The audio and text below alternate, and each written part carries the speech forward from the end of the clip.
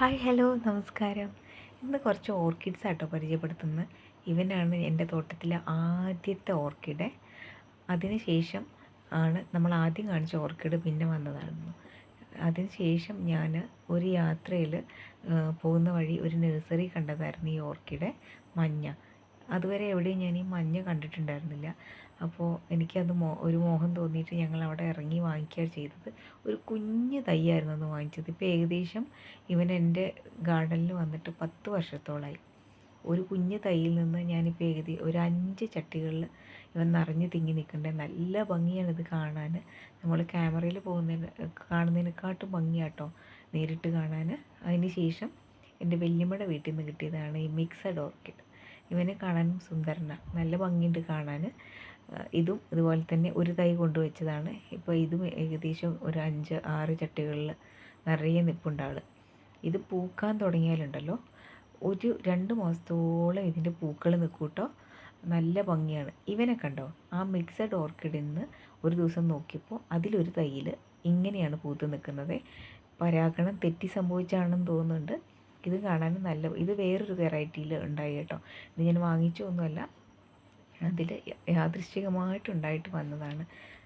നല്ല ഭംഗിയുണ്ട് ഇതും കാണാൻ കേട്ടോ. ഇതിൽ ഈ പൂക്കൾ 2 മാസത്തോളം ഉണ്ടാവും. ഒരുപാട് മുട്ടുകളുണ്ടാവും, നമുക്ക് ശ്രദ്ധിക്കപ്പെടില്ല. പക്ഷേ പൂക്കൾ വിരിഞ്ഞ് വിരിഞ്ഞ് വിരിഞ്ഞ് കഴിഞ്ഞാൽ അറ്റം വരെ വരും.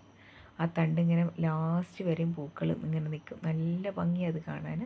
എനിക്ക് 365 ദിവസം എന്ന് പറഞ്ഞ പോലെ പൂക്കളുണ്ട്. ഇവനെ കണ്ടോ, ഇത് അതുപോലെ തന്നെ ആ മിക്സഡ് ഓർക്കിഡിൽ നിന്ന് കിട്ടിയതാണ് ഇവനെയും.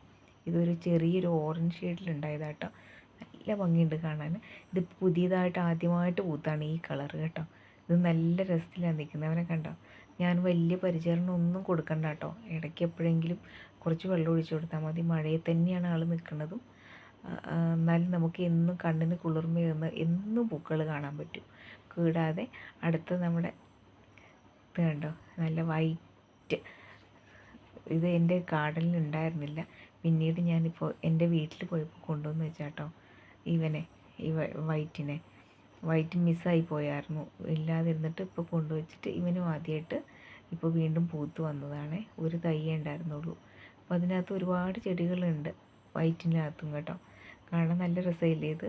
ഈ ഗ്രൗണ്ട് ഓർക്കിഡുകൾ ആദ്യം എനിക്ക് വലിയ താല്പര്യമൊന്നുമില്ലായിരുന്നു. ഇപ്പോൾ ഇവരെന്നും പൂക്കൾ വരുന്നതുകൊണ്ട് എൻ്റെ ഗാർഡനിലെ സുന്ദരക്കുട്ടപ്പന്മാരായിട്ട് ഇവരെന്നും ഉണ്ടാവും കേട്ടോ. എൻ്റെ ഈ ഓർക്കിഡുകൾ ഇവരെല്ലാം ഇനി പൂക്കൾ തീർന്നിട്ട് വേണം വീണ്ടും ഒത്തിരി ചട്ടികളിലേക്കൊക്കെ വെച്ച് റെഡിയാക്കാൻ.